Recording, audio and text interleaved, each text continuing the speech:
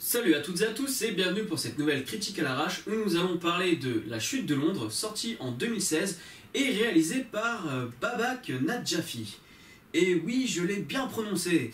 Donc, c'est avec Gerard Butler, qui est joué dans 300, dans le film précédent qui était La Chute de la Maison Blanche, dans Le Fantôme de l'Opéra de 2004. Ensuite, on a Morgan Freeman, que je ne présente plus, et qu'on se demande pourquoi il est dans ce film. Tout comme Aaron Eckhart, qui faisait des bons films comme Thank You for Smoking ou The Dark Knight, et qui se retrouve dans un film aussi merdique. Car oui, vous savez, il existe le label des spectateurs. Et je me demande en fait s'il ne faudrait pas faire le label des Direct to DVD. Tous les films qui passent au cinéma et que tu te demandes comment ils font pour pas les mettre directement en DVD. Parce que c'est vraiment tout ce que je déteste dans le cinéma d'action. Alors, tout simplement parce que déjà, à la base, qu'est-ce que c'est la chute de la Maison de Londres La chute de la Maison de Londres. La chute de Londres, c'est une invasion terroriste dans toutes les parcelles de sécurité. C'est-à-dire que chez les flics, c'est infesté de terroristes infiltrés. Au MI5, c'est infiltré de terroristes infiltrés. Tous les terroristes sont partout, ils sont nombreux, ils sont dangereux, et ils vont détruire la planète. Alors putain mais sérieux quoi, déjà le pitch de base c'est de la merde. Comme si c'était possible que du jour au lendemain, t'aies des centaines de terroristes qui soient à la fois chez les flics, chez les militaires, au MI5. MI5 qui est quand même l'équivalent de la CIA aux États-Unis. Donc je suis désolé, mais si tu arrives à t'infiltrer, à arriver de Syrie, Daesh, t'arrives de Daesh et tu te présentes à la CIA en disant, au MI5, bonjour, je voudrais me présenter pour devenir agent au MI5. Ah bon, qu'est-ce que vous avez fait auparavant? Vous venez de où? Je viens de là. Ah bon, on va vérifier. D'après nos sources, vous venez de Daesh. Bon d'accord, on vous engage. Vous êtes sûr que vous n'êtes pas un terroriste, hein? Non, je suis pas un terroriste. Bon d'accord, alors bienvenue. Putain. Comment tu peux avoir l'idée de faire ce film? Surtout en pleine période complètement anxiogène. Voilà. Putain, j'ai la patate pour celle-là parce que je vous jure que ça m'a complètement vénère. Déjà, tout simplement parce que ce scénario est complètement intolérable. Intolérable, hein, faut le dire. Call of Duty, les scénarios de Call of Duty sont bien plus élaborés que ça. Et pourtant, je peux vous dire que si Call of Duty avait son propre film, ça ressemblerait à ça. Et donc, en plus du scénario, on a des joyeux stéréotypes. Alors déjà, on a au niveau des présidents et tout ce genre de choses, je dis toujours tout ce genre de choses, mais c'est même pas français. Donc, on a par exemple le président italien qui a une femme de 30 ans. D'ailleurs, ils insistent, la femme dit c'est pas tous les jours qu'on a 30 ans. Donc, on a le Berlusconi pour l'Italie, on a la chancelière qui ressemble carrément, qui veulent essayer de faire ressembler à Merkel pour l'Allemagne. On a... Alors oui, j'aime beaucoup parce qu'ils essayent de faire ressembler les politiques à certains dirigeants qui ont existants. Par contre, le président américain, on te le met blanc, parce que putain, un président noir quand même, faut pas déconner. Mais on fera le vice-président noir, comme ça on dira pas là, hein. Donc ils veulent se rapprocher de la vérité partout, sauf pour le président. Voilà, le président américain il doit pas être noir, hein. Par contre on fait ressembler tous les autres à des vrais présidents. Donc voilà, complètement stéréotypé. Même le personnage de Gerard Butler, c'est quoi? C'est il veut raccrocher, il veut arrêter d'être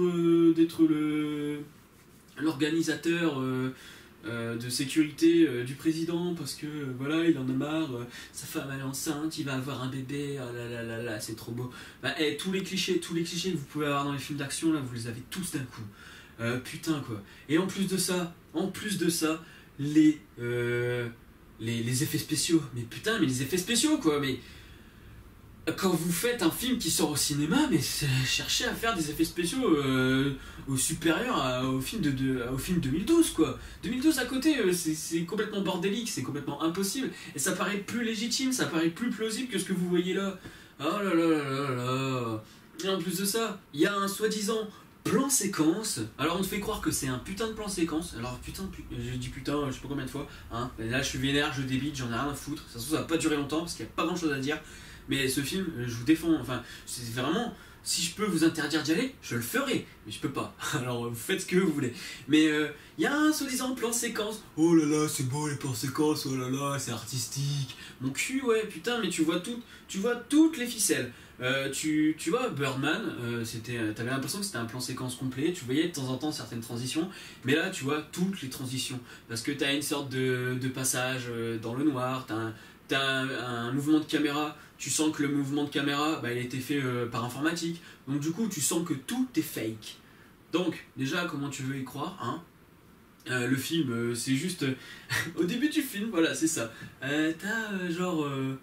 bon, voilà, on te présente les machins, ça parle beaucoup. Ce qui aurait pu être intéressant, c'est justement de voir ce qu'ils essayent de montrer quand même un certain travail sur l'organisation quand tu vas quelque part avec un président. Donc il te montre un peu l'organisation, ça aurait pu être intéressant. Mais non, on a préféré te faire juste du dialogue pendant 15 minutes et puis après, vas-y, on fait boum boum partout. Oh, j'aime bien, ça explose partout, c'est trop bien. Un film bien débilisant, bien abruti. Et puis, on veut te faire croire que le film est super intelligent en te faisant de grosses arnaques. Hein. Comme par exemple, on vous présente des personnages. On te met le nom, et puis on te dit ministre des Affaires étrangères, un truc comme ça. Sauf que le nom, tu t'en bats les couilles, parce que ça sert à rien de le savoir. Les gens, ils sont juste là, ils font office de ah non, je vais pas regarder, oh là là là là, ils sont en train de vivre des trucs de malade, il faut pas regarder, oh c'est pas beau. Voilà, ils servent juste à ça. Et t'as tout le long, c'est que ça. C'est ouais, on essaye de faire intelligent, enfin, on essaye de vous faire croire que c'est intelligent, mais on sait très bien qu'on fait un film de débile. Et puis, attends, quand même, je tutoie là, c'est même pas vous, hein, c'est juste toi là. T'as quand même de la musique épique, juste parce que t'as une bagnole qui fait un virage en sortant d'un endroit, parce que par exemple, il faut, je sais plus, ils partent d'un certain endroit et puis ils doivent aller à la basilique, je sais plus quoi. Et puis, t'as la voiture qui sort, voilà, avec le président dedans, ça fait ça, puis t'as un virage. Et au moment du virage, wow, la musique elle est super épique, alors que le gars, il fait que conduire une voiture quoi. Et puis t'as toujours des dialogues, toute la musique du début à la fin, tu la ressens, tu l'entends tout le temps. Et du coup tu te dis putain mais sérieux c'est trop accentué. La musique par exemple dans Star Wars ou dans Le Seigneur des Anneaux, parfois tu te rends même plus compte qu'elle est là. Elle est là du début à la fin du film et pourtant t'as des moments où tu l'oublies.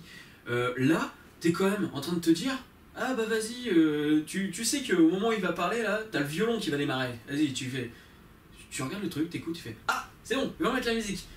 Et du coup ça te fait un truc genre ouais vous savez pardon même moi je m'étouffe avec cette merde.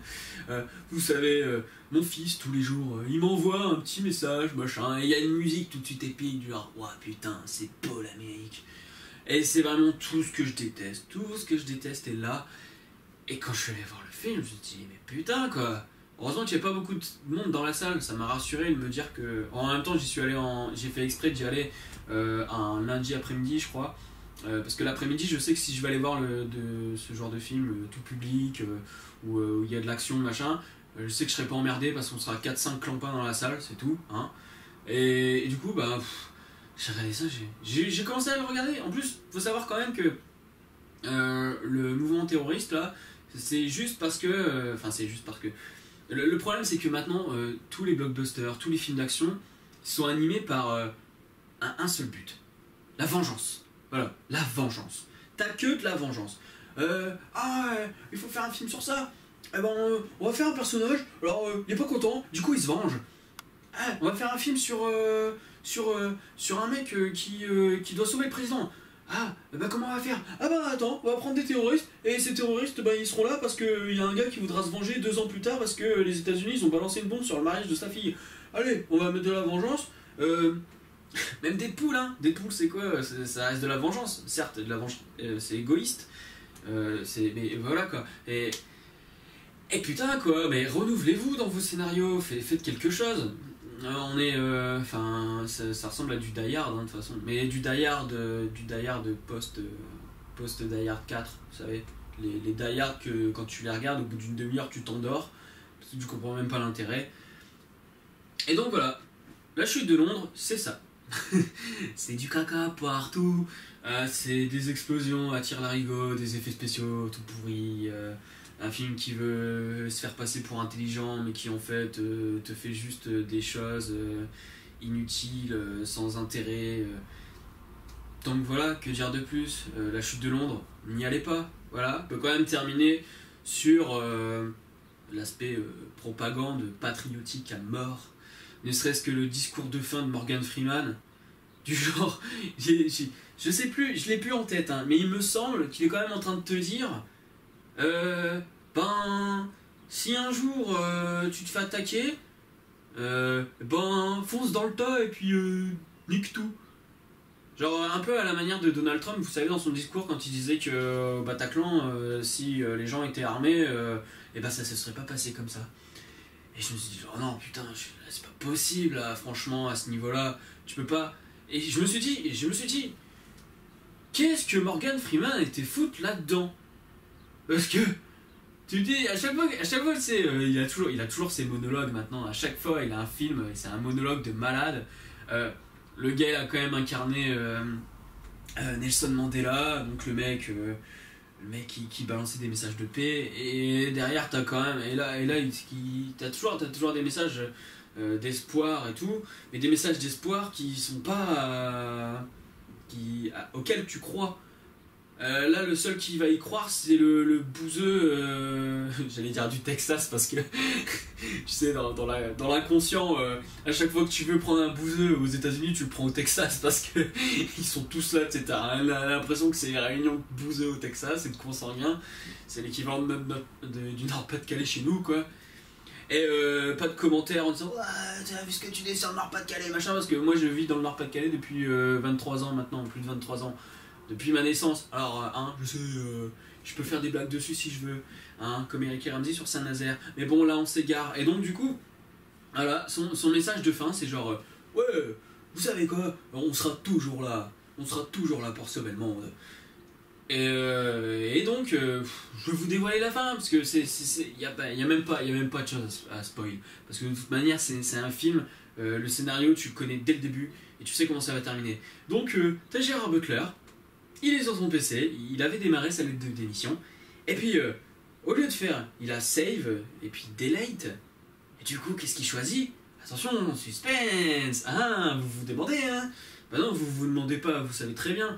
Et il va faire supprimer, comme ça, et ben il y aura peut-être un numéro 3.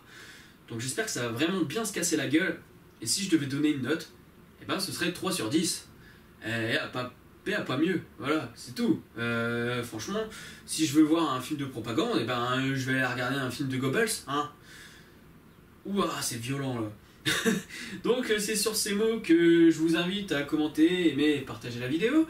Et que je vous invite aussi à ne pas aller dépenser votre argent là-dedans. Moi, j'ai tendance à aller voir des films à la con, parce que de toute manière, j'ai la carte UGC illimitée, donc de toute manière, je paye pas. Ça fait partie des films bonus. À partir du moment où tu as vu 3 films, tout le reste, c'est des films que tu as gratuitement en fin de compte. Donc, voilà. La chute de Londres, c'est de la merde. Allez, à la prochaine.